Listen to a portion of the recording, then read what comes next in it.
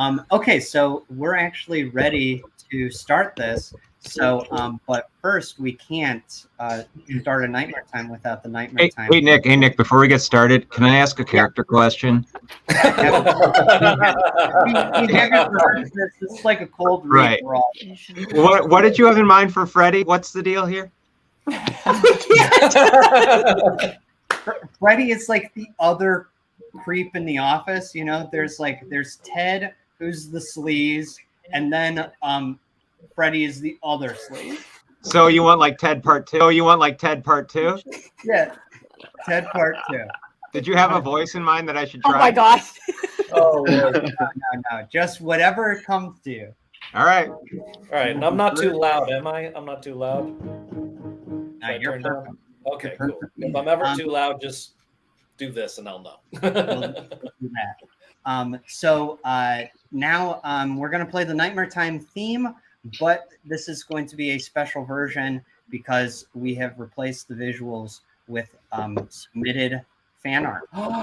So, oh, that's so. Oh, what? Oh my God. Let's go. So here we go, and let's make it happen. Nightmare Time. Here we go.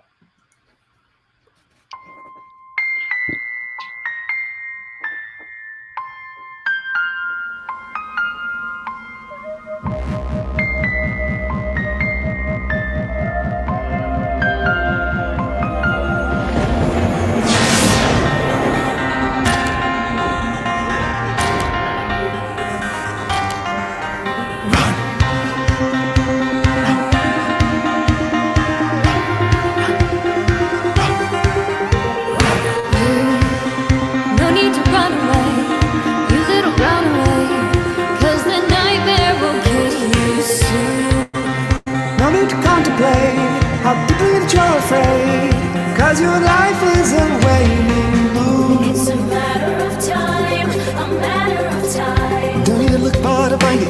Every story you tell, we're in pursuit. It's all in your mind, it's all in your mind. Look behind you. Hey, what was that? Boo. You can run, but are you fast enough? You can hide, but I will find you. Close your eyes if you don't doze off. Hold your breath so I don't hear you. The trail of tears that you will leave me will lead me straight to those that fear me. You can run if I don't catch you, but nightmare time is gonna get you.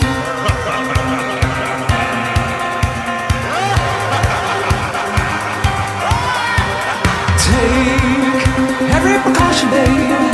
Get out the caution tape, cause the timer is ticking down. Do you even understand the danger that you are in? You're standing on shaky ground. It's a victimless crime, a victimless crime. I'm in your head and you know nothing that you do about it. It's all by design, all by design. Right behind you. Where'd he go? You can run, but are you fast enough? You can hide, but I will find you. Close your eyes if you don't doze off. Hold your breath so I don't hear you. The trail of tears that you will leave me will lead me straight to those who fear me. You can run if I don't catch you, but nightmare time is gonna get you. just run away if you want, if you dare. The nightmare's gonna get you. Just run away if you want, if you dare. The nightmare's gonna get you. Just run away if you want, if you dare. Daddy's gonna get you. You can run if I don't catch you, but the nightmare time already caught you.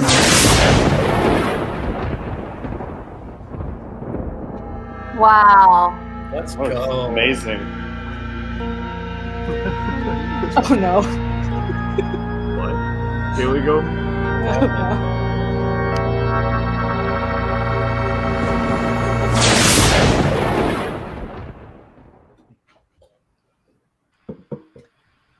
Hey, Melissa. The mail cart's squeaky wheels roll over the stiff gray carpeting of CCRP's technical department. Behind the cart is a smiling girl with thick-rimmed glasses. Her boss, Mr. Davidson, steps out of his office. Hey, Melissa. Hi, Mr. Davidson. Could you remind Paul that I'm Paul? Want those that reports I, on your Want those reports on your desk by the end of the day? Got it. Melissa pushes her cart along, passing a coworker who waves. Hey, Melissa. Good morning. She stops her cart when she sees Charlotte Sweetly. Oh my goodness. That is adorable. Melissa motions to the woman's sweater, which displays a cuddly tiger-striped cat. I love kitty cats. Aren't they just the cutest little rascals? Charlotte stares blankly. You've got one on your sweater. Didn't you notice? Charlotte looks down at her shirt. No, she hadn't. She didn't even realize. Melissa moves on to the next cubicle, dreamily gazing at its occupant. Hi, Paul. Paul Matthews looks up from his computer. Hey, Melissa. Can I help you? That's so kind of you to ask, but no, I'm okay. I just wanted to remind you about the reports. Yep, I know. Every Monday. Of course. Well, I got to go to work. Maybe I'll see you later? Okay. Okay. Bye, Paul. She heads off. Paul obliviously turns back to his computer as Bill Woodward pokes his head up from the next cubicle. What the hell is your problem? What do you mean? When a lovely young lady tries to make conversation, the least you could do is get off your Facebook. I know that's what you're doing. You're doing it too. I see you on the messenger. Melissa is a sweet kid. I can't help it. Every time I look at her, I see my daughter. Is it crazy that I want her to be with a good person? Half the guys in this office are absolute pigs. Right on cue, Ted Spankowski appears. You guys talking about Melissa? The secretary, the personal assistant, emphasis always on the ass. Hey, this is an A-B conversation, so see your way out of it.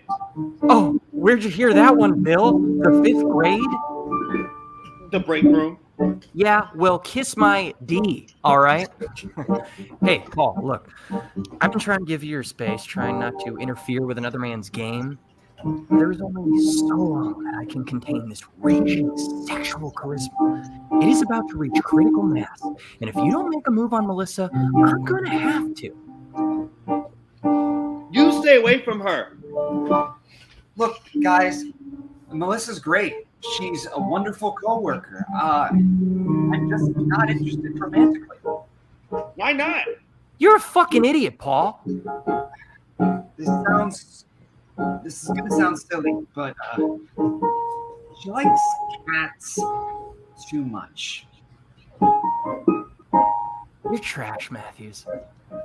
There are cat people and there are dog people. I'm a dog person. Why do you hate cats so much? I don't hate them. I just don't like them. When I was a kid, I had a good dog named Spot and a bad cat named Whiskers. That cat was mean to me and Whiskers. Spot.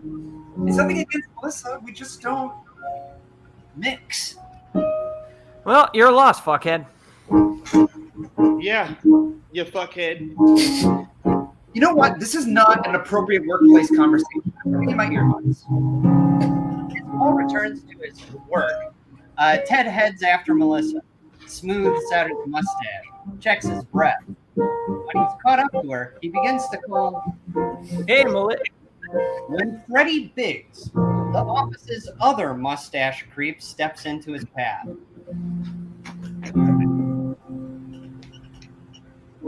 Freddie? I thought we talked about this. You see that extension cord taped to the carpet? You keep your sleeves on that side of the line, and I'll keep mine over here. You can see Melissa's desk falls squarely in my jurisdiction. You don't own Melissa. She's free to make her own mistakes. And listen good. I've been after Melissa for a long time, and I will not let another man near her. You will stay away if you know what's good for you. Capiche? Capiche? Freddy backs into his office and slams the door. Ted grins. Oh, Freddy. Poor, stupid Freddy. The forbidden fruit is always the sweetest.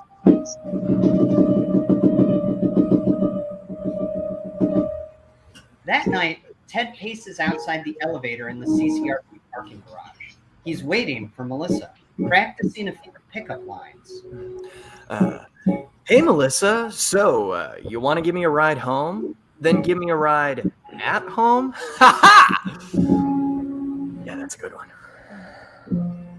What Ted doesn't see is Freddy, watching him from inside a parked car. Freddy's eyes narrow as he turns the key and menacingly revs the engine.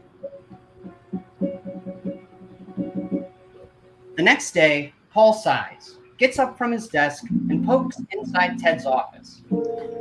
Hey, Ted, I'm going to order some beanies. You want a chai? But the office is empty. Ted's nowhere to be found. Over at her desk, Melissa looks down at 2 tickets. She closes her eyes and takes a deep breath. Okay, Melissa, you got this. Moments later, she appears at the entrance of Paul's cubicle, smiling hopefully. Hey, Paul. Hey, Melissa. Do anything this weekend? No. Well, since you're free, I've got these 2 tickets to this new musical at the Starlight. It's called Working. What? Melissa, no. Sorry. I don't like musicals. Oh, okay. Do you like film? Not particularly. Dancing? I got 2 left feet. Well, is there anything you do like? I like, coffee. Paul hops to his feet when the elevator doors open and a woman steps out carrying the delivery order from a nearby coffee shop. Hey, everybody, Beanies is here. Paul squeezes past Melissa and excitedly rushes to Emma Perkins, who passes out the drinks. All right, order number 12. Who had the caramel frap? Right here. And then we got the cold brew with cream. Emma turns to Paul and hands him a black coffee, grinning. And special delivery. Thanks, Emma. So, last weekend was fun. See? Hate watching is where it's at. You don't go to the movies to see something good. You go to laugh at shit. I've been doing it wrong all these years. If you thought that Santa movie was bad, you have to come see this new musical at the Starlight with me. It's going to be a travesty. Perfect. Melissa watches the exchange between Paul and Emma. Her heart sinks. She tosses the tickets into a nearby trash can and pushes her mail cart away. Suddenly, Freddy steps into her path, grabbing the front of her cart. Hey, Melissa. Melissa. Let go of my cart, Freddy. I see the way you look at him, Paul Matthews. You want him, don't you? That's none of your business. Oh, it very much is my business. Is my business. I noticed Ted's not here today. From last night, waiting for you. I hope he's okay. Leave me alone. You act so innocent, but I know what you're really like. You don't know anything about me. Plenty of girls just like you. And sooner or later, I always get my hands on them. A nearby door opens and Mr. Davidson steps out. Hey, Melissa, could you get my wife on the line? I think I finally want to tell her something. Yes, Mr. Davidson. She pushes past Freddy. You're mine! That night, Mr. Davidson closes his office door and sighs, disappointed in himself. Did he finally tell his wife that very important something? Not today. He throws his coat over his arm and starts for the exit when he notices an employee still at their desk in the half-darkened building. You're sure burning the midnight oil. Well, I'm going to a show at 8. Figure I'd just stay downtown. Good man. Don't work too hard. I don't. See you on Monday. Mr. Davidson leaves, and Paul is alone. Or is he? As Paul casually surfs the internet, the remaining lights in the office suddenly go out. Excuse me. I'm still working in here. Paul rises from his desk and heads for the light switch. He freezes at the sound of soft, skittering footsteps. Someone is stalking him through the dark. Hello? Is anyone... Bang! Paul ducks for cover as a gunshot sounds. Behind him, a stack of papers explodes. Holy shit! Paul turns to find Freddy, a smoking revolver in his hand. Freddy, put down the gun. Shut up, Paul. Come here, now. You don't have to do this. You want to die, Matthews? No, I don't. Then you do precisely as I say. Paul cautiously approaches him when, whack! Freddy is hit over the head with a metal wastebasket. He falls to the floor. Paul looks up to find his savior, Melissa. Hi, Paul. What's up? Oh my God. Paul rushes to him, shaken. He stares down at Freddy. I heard him, Paul, but I had to. Is he dead? Paul checks for a pulse. No, he's unconscious. What do we do? I'll call the police. You tie him up. There's something we could use in Mr. Davidson's office. Paul rips through the drawers of Mr. Davidson's desk as Melissa paces frantically, the phone to her ear. Yes, there's been an assault at CCRP, technical department. Please hurry. Paul opens a drawer to find a pair of fuzzy handcuffs, a ball gag, and a leather-studded belt. Melissa peers into the drawer, looks at Paul, and shrugs. Everyone's got to finish, I guess. Melissa emerges from the office with the fuzzy handcuffs. She sprints to where they left Freddy, only to find that he's gone. Paul? Freddy leaps out from the shadows, tackling Melissa. She kicks his face and scrambles to her feet. She races for the stairwell, flies down the steps, and bursts through the door to the basement. She frantically dashes down dingy, steam-filled corridors. When she turns back to see if she's lost him in the subterranean labyrinth, Freddy leaps out from behind a boiler, knocking her to the floor. Melissa flails and screams. Freddy grabs her limbs. Got you. I told you you'd be mine. Now get your hands behind your... Ah! Freddy chokes as Mr. Davidson's leather-studded belt wraps around his neck. It's Paul! He pulls the belt tighter. Freddy's eyes bulge. Paul, you dumb fuck. Freddy loses consciousness and falls to the floor. Paul turns to Melissa and helps her to her feet. Are you all right? Paul! Melissa throws her arms around him. Paul hugs her back. Then handcuffs Freddy to a nearby pipe. Freddy moans groggily. Melissa kicks him in the stomach and he keels over. She breathes heavily, her eyes wide. I can't be here anymore. I don't want to be here anymore. Paul puts a hand on her shoulder. She grabs for it. It's okay, Melissa. The police will find you. Talk to me. First, I'm going to drive you home. Later, Melissa unlocks the door, and the two step into her apartment. It's a cheery little unit with cat artwork on the walls and shelves lined with porcelain felines. Paul heads for the kitchen. Melissa collapses onto the couch, wrapping herself in a pink blanket printed with kittens. Paul enters the living room, handing her a glass of water. Thank you.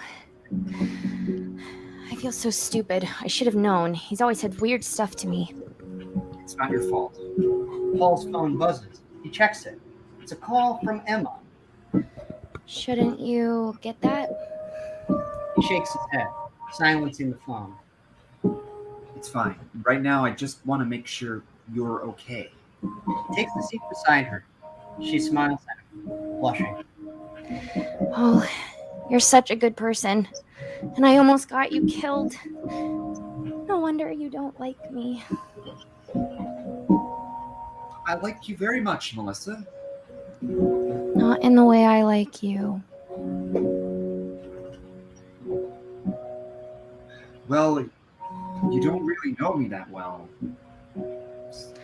I see you every day at the office. I know you're kind and hardworking. You're already about 60% wrong. What's the worst thing you've ever done? Jaywalk? No, never. That's very unsafe. See? You're perfect. I'll tell you the worst thing I've ever done. You won't like me after that. Try me. Okay, here goes. This was back when I was about 10. I wanted a dog more than anything. One day, I'm walking home, and there he was. A little brown dog with pointy ears and a wagging tail. He didn't have a collar, so I took him home. Spot. That's what I named him. He was my best pal. I can still see him now, begging for scraps, chasing his tail, hiding under the bed from that little asshole Whiskers. That cat was not nice to him. Those were the best 5 days of my childhood. You see, the next week, Spot and I were out for a walk, and that's when I saw the sign, stapled to a tree. Lost dog, it said. It was a picture of my dog. Please call if you have any information regarding Patches. We miss him very much. Patches? What a stupid name. Well, if they cared about him so much, then why was he out on his own on that day with no collar, no tags? It wasn't fair. He was my dog, damn it. I wasn't about to. I picked him up to carry him home, and I know family down the street. 3 kids, a mom, and a dad. They were putting lost dog signs on every tree up and down the block. Patches! Patches! Spot started wriggling in my arms. He was trying to abandon me so we could go back to those very irresponsible people. I tried to hold on to him, but he was fighting too hard. He got free and ran straight for him. Ran right into him. Spot! I cried. The car came flying around the corner, and Spot didn't make it. I just held on to him tighter, or hell, if I just knew the right thing and walked him over to his real family, then that dog might have had a long, happy life. It's a terrible feeling to feel responsible for the death of a pet. He turns to Melissa. She's speechless. Pretty awful, huh? Yeah.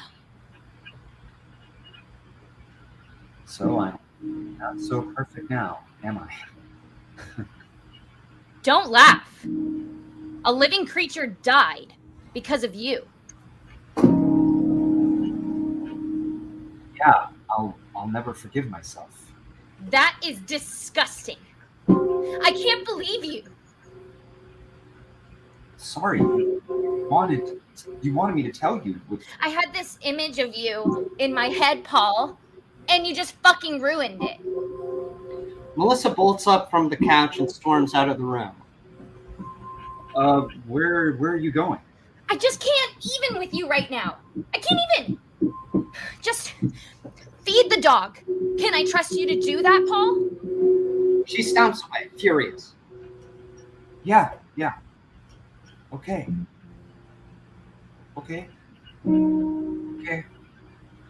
Bewildered, Paul heads for the kitchen, where he finds a dog dish and some kibble. He finds a bowl.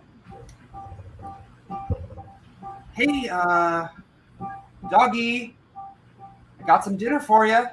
Paul notices a name printed on the dish. It reads, Teddy bear. Come and get it, teddy bear. Paul checks for the dog in the hall, the living room, then wanders into a darkened bedroom. The closet light is on, though the doors are shut. From inside, Paul can hear faint whimpering. He smiles. How'd you get yourself stuck in there, little buddy? Paul opens the closet door and nearly faints. The dog dish falls from his hand, clattering to the floor. What? Inside the closet, Ted is curled up inside a metal cage. He's shivering, disheveled, dressed in nothing but his tidy whitey. He turns to Paul and desperately wails. You gotta get me out of here, Paul. She's fucking nuts.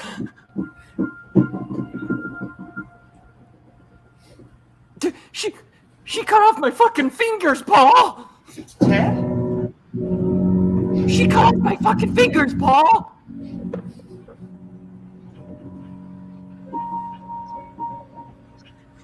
Ted holds up his where his face. Paul recoils in terror as Melissa rushes into the room, brandishing a taser. She lights it up and shoves it into Paul's back. Electricity courses through Paul's body, drops to the floor with a thud. Then darkness. So now it's going to be a little time to take a break, just to remind people, commercial break. Just to remind people why we're here, why we're reading this story. This is a never before heard Nightmare Time story that we're reading as part of our Star Kid Returns campaign, as part of this Hatchfield Halloween party. We're trying to raise money for our upcoming project, including a whole season of events, like a new concert tour and the next Hatchfield musical called Nerdy Prudes Must Die. As soon as the campaign gets $1,000 more, we're actually going to pause the story so that we can do another unlockable where we're going to be discussing a Hatchetfield theory that we are calling the Jane Perkins theory. So that is the next unlockable at $291,500. So just a little less than $1,000 and we get that next unlockable. And now let's go back to the story.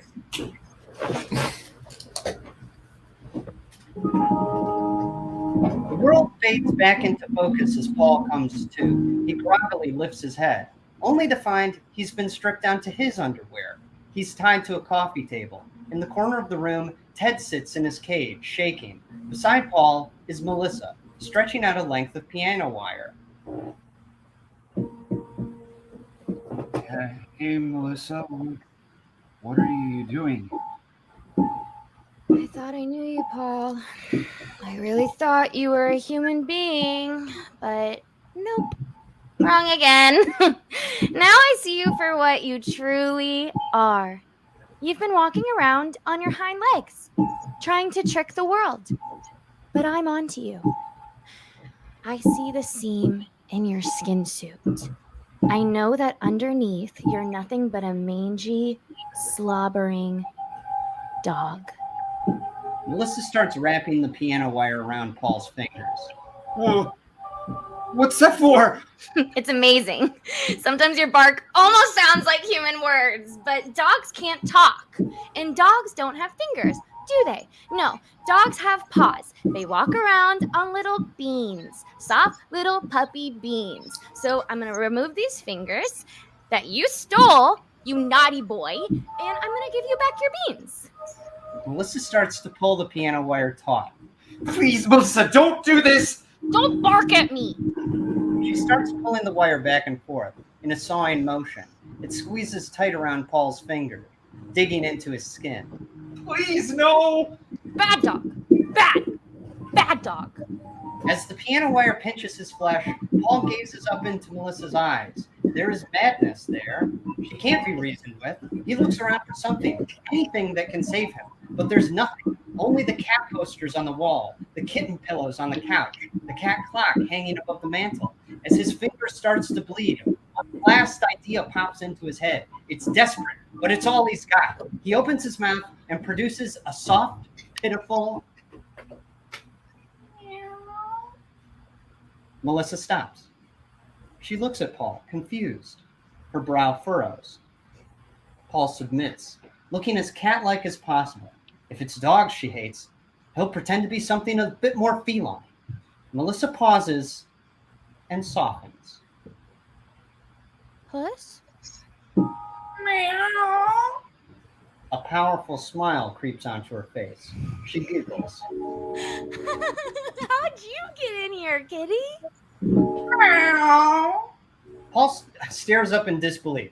He's not entirely sure if Melissa's still toying with him, performing some strange mind game, but whatever he's done, it seems to be working. Melissa looks around, playfully suspicious. I could have sworn I was right about to punish a no-good mutt. But that mean old dog must have slipped out when you wandered in, Puss. Wait. She looks at the piano wire in her hand and gasps. What am I doing? I can't declaw a cat. That's inhumane. That's like chopping off a part of their fingers. Anyone who does that should fucking die. Melissa pulls the wire off of Paul's swollen digit. She hastily unties him and starts stroking his bewildered head. Aw, it's okay, Puss. I always wanted a sweet little kitty, but I'm afraid you're gonna have to get along with your bad brother, Teddy Bear. He's gotta stay in that cage, because he's bad. You disgusting hound. But little kitty can go whatever he wants. Hoping it might also work, Paul crawls to the front door and starts scratching at it, like a cat who wants to be let out. You can go anywhere in the house, Puss. You can't go outside with all those cars and diseases and stray cats. She rubs her chin, eyeing the knife block in the kitchen. Well, I guess I could let you out once in a while. If I neutered you first. Paul immediately stops scratching the door and shakes his head. Oh, look at the time. Gosh, I'm beat. I don't want to wake up early and go all the way back to that office just to kill that guy in the basement. Stupid Freddy. It is the weekend, so he might just die of thirst, but I have to get rid of the body. Gotta put that in my planner or I'll forget. All right, come to bed, Puss. She turns to Paul. He hesitates. I said, come to bed. She heads for the bedroom. Paul timidly crawls after her. She points to the edge of the bed. Hey there, at the foot of the bed, like a good kitty. Melissa climbs under the covers, taser in hand. A horrified Paul curls up at her feet. She smiles at him wickedly. And don't you move a muscle, Puss. I'm a very light sleeper. Good night. She switches off the lamp and blissfully closes her eyes. Paul lays there, petrified, all night. The next day, Melissa opens the heavily bolted front door. She turns back to Paul, who sits miserably on the floor. All right, I'm going to the store to pick up some cat food. Yum, yum. Purr. See you in a few hours. Melissa leaves, locking the door shut from the outside. When she's completely out of earshot, Ted yells from the corner. Paul, get me the fuck out of this cage, man.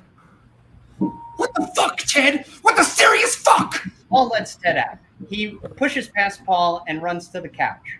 Oh, I gotta piss. She never lets me out in the morning. I hate doing this inside, but... Ted pulls down his undies and peeks on the edge of the sofa. Ted! I'm sorry. The couch is mine now. We gotta get out of here, Ted. Shut up, Paul. Shut up. I've been here for days. You don't think I've tried to escape? The doors are bolted shut. So is the bathroom. So are the kitchen cabinets. I'm starving. He picks up the teddy bear bowl and starts eating the kibble. The fight drains from Paul. He sinks to the floor. What are we gonna do? I don't know. I'm eating. We can't just let her do this to us. Oh, like it's so hard for you. Ted holds up his mutilated hands. You didn't get your puppy beans. I got no sympathy for cats like you. This can't be happening. Fucking happening, Paul. We can't get out. She gives us food. She gives us water. She will kill us if we try to escape. This is our life now. I am Teddy Bear. You are Puss. Just follow my fucking lead. Hours later, Melissa returns with shopping bags full of cat food and litter. I'm home. Ted and Paul, left with no other option, pretend to be her happy pets. They jump up and down with feigned excitement. Ruff, ruff, ruff. Mommy's home. Ruff. Ted shakes his ass like he's wagging his tail. Paul rubs his face on Melissa's leg. Yeah. Hi, boys. Teddy Bear, how'd you get out of your cage? Did you let him out, Puss? You silly kitty. She takes out her taser from her pocket and zaps Paul. And so Paul's new life as a house pet begins. Twice a day, Melissa opens a can of cat food, dumps it onto a plate, and sets it down in front of Paul. She stares down, daggers at him until he crawls over to the slop, bends down, and eats it. After several days of holding it in, Paul can't wait any longer. He looks at his litter box with utter anguish. With no other option, he pulls down his briefs and squats over it. As Paul defecates, Melissa watches and giggles. She takes out her phone and records the whole humiliating process. Little kitty has to poo-poo. I hate you. I hate you so much. Utterly revolted, Paul buries his poop. Every night, Melissa sleeps soundly in her bed.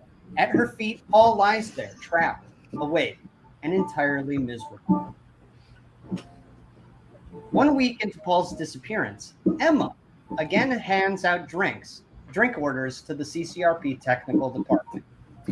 Okay, we got the cappuccino, the caramel frap, Thank you. and the milk. Oh, that's mine. I'm going to take it home to my new kitty. I just got a new cat. You would love him. I'm more of a dog person. Of course you are. Emma looks around. She doesn't see Paul anywhere. She turns to leave, then figures it wouldn't hurt to ask. Hey, Melissa. I was supposed to go on a date with Paul last week, and he totally flaked out on me. He's not answering my calls or texts. Wow, that must be so humiliating for you. Uh-huh. I'm starting to get worried. You haven't seen him around, have you? Paul? From this office? Yes, obviously. When's the last time I saw Paul? Oh, yeah, I remember. It was last night in my bed. He was looking up at me sweetly, licking my fingers clean with his scratchy little tongue. Okay. Well, next time you see him, tell him to lose my number. Heartbroken and thoroughly disturbed, Emma stomps toward the elevator. You should get a dog if you're lonely, Emma. As the elevator's doors close on Emma's teary-eyed face, Melissa smiles evilly. From behind her, Bill appears. Hey, Melissa. So you and Paul, huh? Together at last. What? Who told you? Sorry, I couldn't help but overhear. I think that's great. I never liked that Beanies girl. Nice to see Paul with a good girl like you. Say, when is Paul coming back to work? The dang printer's busted. Paul's not coming back. He's quitting and moving to Clivesdale. You'll never see him again. Melissa pushes past Bill and heads back to her desk. He watches her go, thinks for a second, then leans onto the side of Charlotte's cubicle, shaking his head. I don't know, Charlotte. I can see Paul quitting. We all want to. I could see him leaving without saying goodbye. He's pissy like that. But Clivesdale? No. Something doesn't add up. Someone's been lying.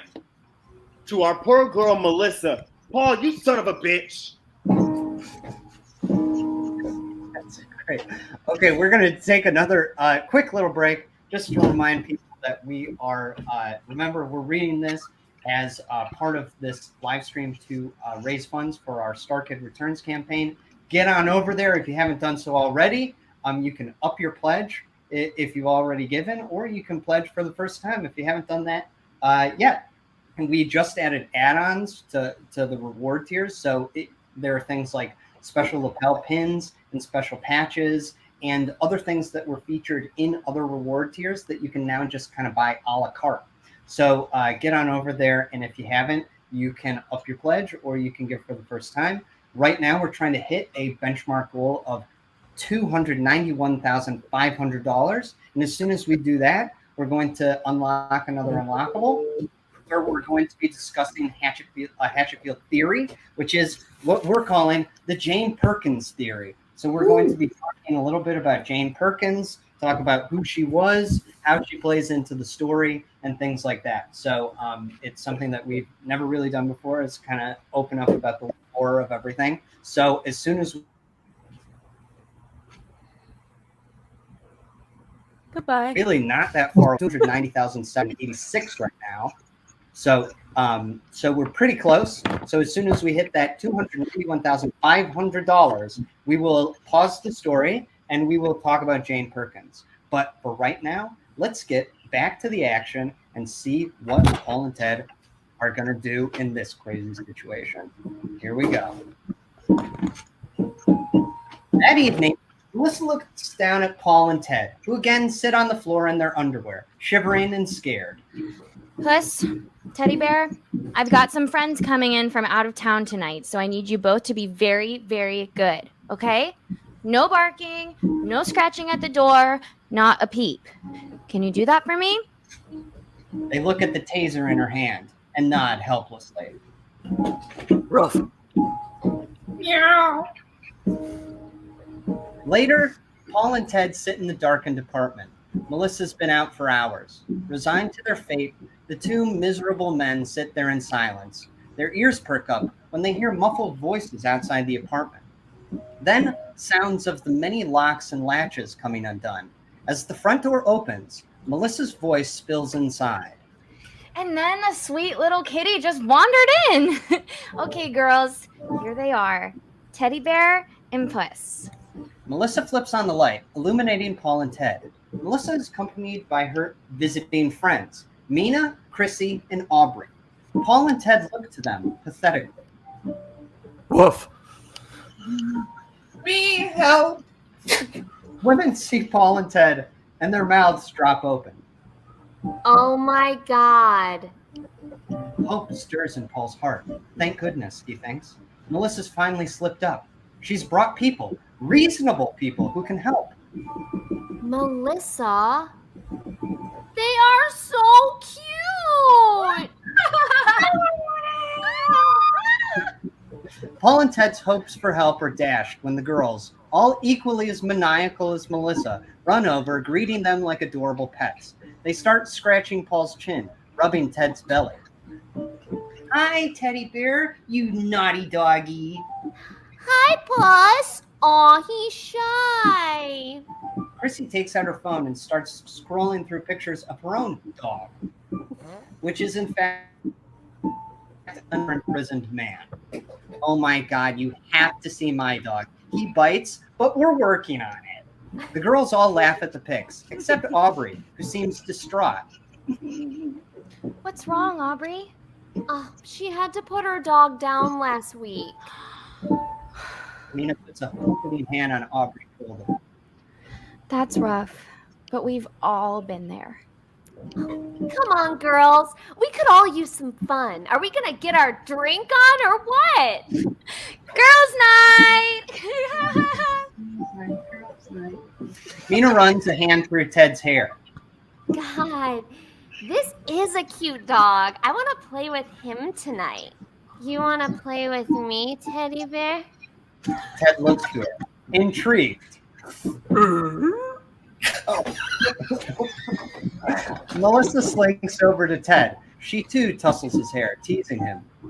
Oh, well, I'll play with him tonight if he's real good. He might even get a very special treat. Okay, girls, what are we starting with? I've got some tequila. We could make Moscow mules. Shots. The girls file into the kitchen. When they're out of earshot, Paul points to what they all failed to notice. Melissa didn't finish locking the door's padlock. Ted, they left the door unlocked. We're getting out of here. Come on. Paul heads for the door, but Ted grabs his arm. Whoa. Slow down there, Paul. I want to see where this is going. Are you crazy? They said they were going to give me a special treat. What do you think that is? Because I think they're going to fuck me. This might be your only chance to escape. How could you even know that? You've only been here for a week. You can't last one more night. I lost my fucking fingers for this, Paul. Fine. You stay. I'm out of here. Paul, if you leave, you will ruin this for me. They'll know I let you go. I don't care. If you go near that door, I will bark at you. I swear to God, I will bark at you, Paul. Not even you're that stupid. Paul races for the door and fumbles with the latches. Paul, don't.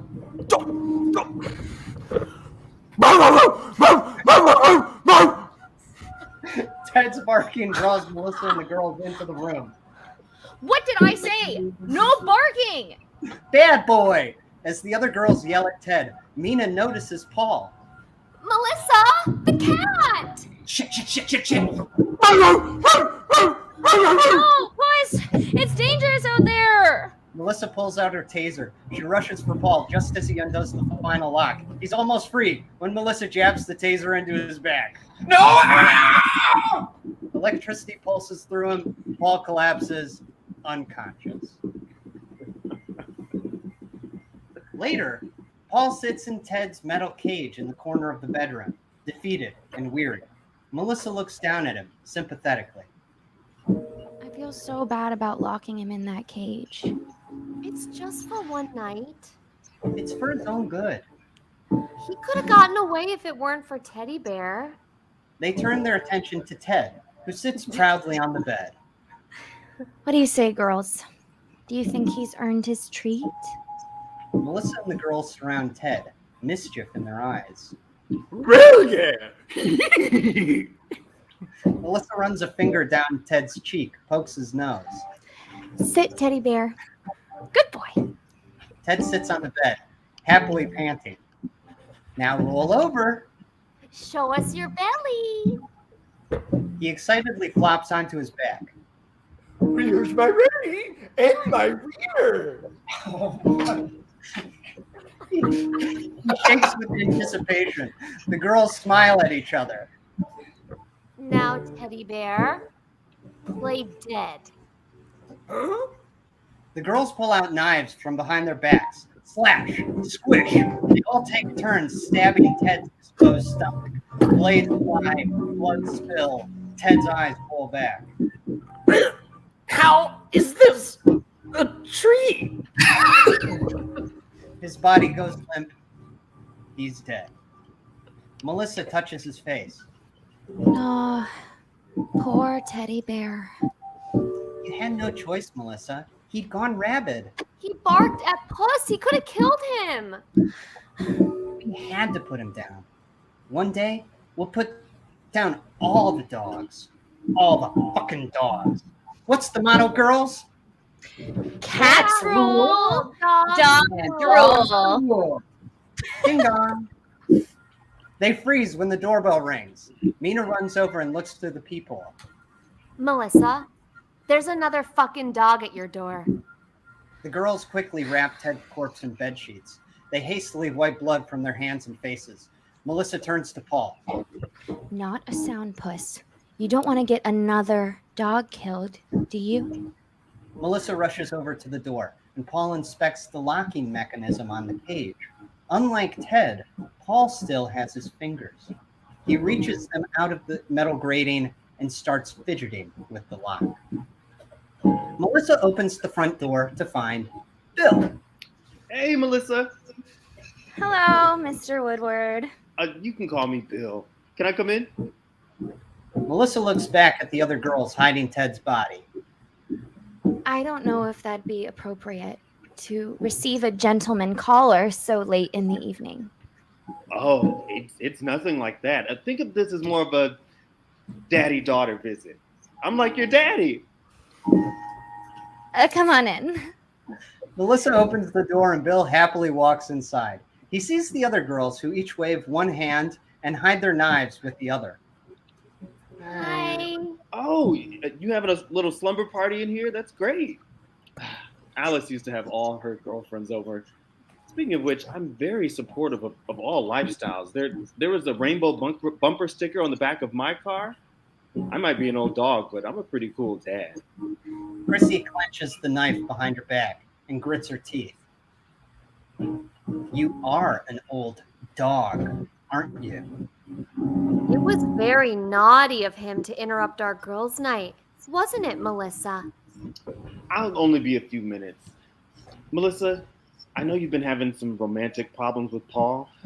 I'm not so sure he's been entirely honest with you. When my daughter was having issues with her first girlfriend, I wasn't there when I should have been. I don't want to make that mistake again. So, if you ever need some fatherly advice, I'm always here.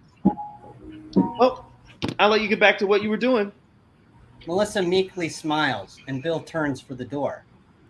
Thanks. We will get back to what we were doing. You goddamn dog! Mina raises her knife. She charges for Bill, but before she can reach him, Paul runs in, carrying the metal cage. Look out, Bill! Using the cage like a weapon, Paul swings it at Mina's head. Wham! He knocks her to the floor. Before they have a chance to react, he smacks Aubrey and Chrissy as well. They fall to the ground, unconscious. Bill sees Paul standing there in his undies. Paul? You get out of their slumber party, you pervert! Bill winds up to give Paul the old right hook, but before he can take a swing, Melissa appears, jabbing her taser into his back. Zap! Bill goes down. No, Bill! Paul throws the cage at Melissa, knocking her to the ground. Ah! She struggles to stand as Paul races for the door, which has again been left unlocked. He runs from the building, Melissa hot on his heels, consumed with the desire to escape, to find help. Heedless of where he's going, Paul runs right out into the street. Buzz! No, Buzz! Paul turns just in time to see the car plowing towards him. Thunk! The car hits Paul. He goes tumbling over the vehicle and lands on the pavement in a bloody heap. Too late, the car screeches to a halt. Oh my god! Oh my god! You hit my cat, you son of a bitch! The door opens. The door opens as the driver is getting out. Melissa runs for him, taser in hand. Before she can reach him, bang! Melissa falls backwards, a gunshot wound in her shoulder. She lands on the sidewalk and drops the taser. She lands on the sidewalk and drops the taser. She looks back in the direction of the driver to find Freddie holding his revolver. Hey, Melissa, you're going to jail. Huh? Freddie reaches into his pocket to retrieve his badge. Frederick Biggs, FBI. Days later, Paul Matthews regains consciousness. He lays in a hospital bed at St. Damian's, a bandage on his temple. He's pretty banged up with a fractured skull and other head trauma, but he'll live. At his bedside is special undercover agent Frederick Biggs, who explains. I've been after the Kitty Cat Club. I've been after the kids to you. Yeah. Thanks to you, you're a hero, Paul Matthews. I'd like to shake your paw. Paul? Confused, Paul looks down at his hand. Freddie drops the bit. I'm just kidding. Sorry, that was probably too soon. That's really fucked up what you did to you, man. Where's Bill? Oh, he's fine. Oh. And Melissa? Down the hall. Being treated for a gunshot wound. 2 hours, I'll be delivering her to his federal prison. You know, it's funny. She's put down $13 more. Says she had to. You know, the only thing she's torn up about, she thinks she got her cat killed. Well, you did let her know I'm okay. Right? You're not a cat, Paul. I know. It's just a terrible feeling to feel responsible for the death of a pet. That's the bump on your head talking. Well, See you around, Matt. Later, a Hatchetfield Police Department officer leans on the wall next to the nurse's station, hitting on a nearby nurse. So, I'm feeling a little under the weather. I was wondering if you could take my temperature, with one of those ass thermometers? The cop's unsuccessful flirting is cut short by the appearance of Freddy, who yells at him from down the hall. Hey, you! Down the hall. Hey, you! What are you doing out here? You're supposed to be watching the... Come on. She's dope to hell. She ain't going nowhere. Freddy walks to Melissa's room, pokes his head inside, and freezes. Oh, my God. Call security. Lock this fucking place down. Freddy starts frantically checking the other rooms. The cop runs after him. What?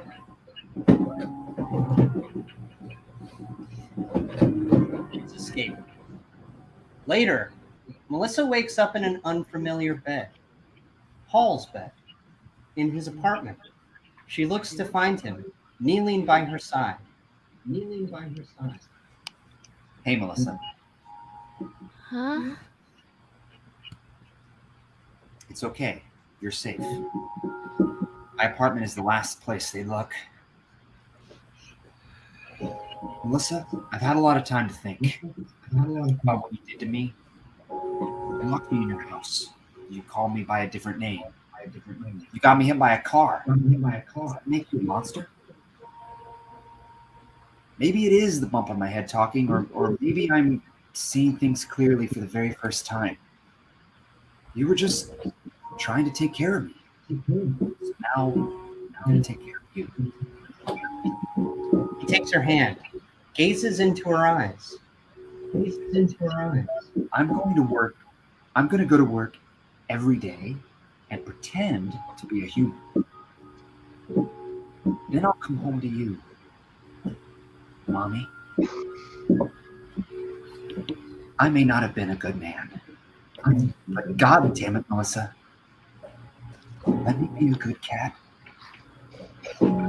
She reaches up and gently touches his face. You are, Buzz. You are. Paul lays his head on her lap, and she slowly strokes his hair. Good kitty.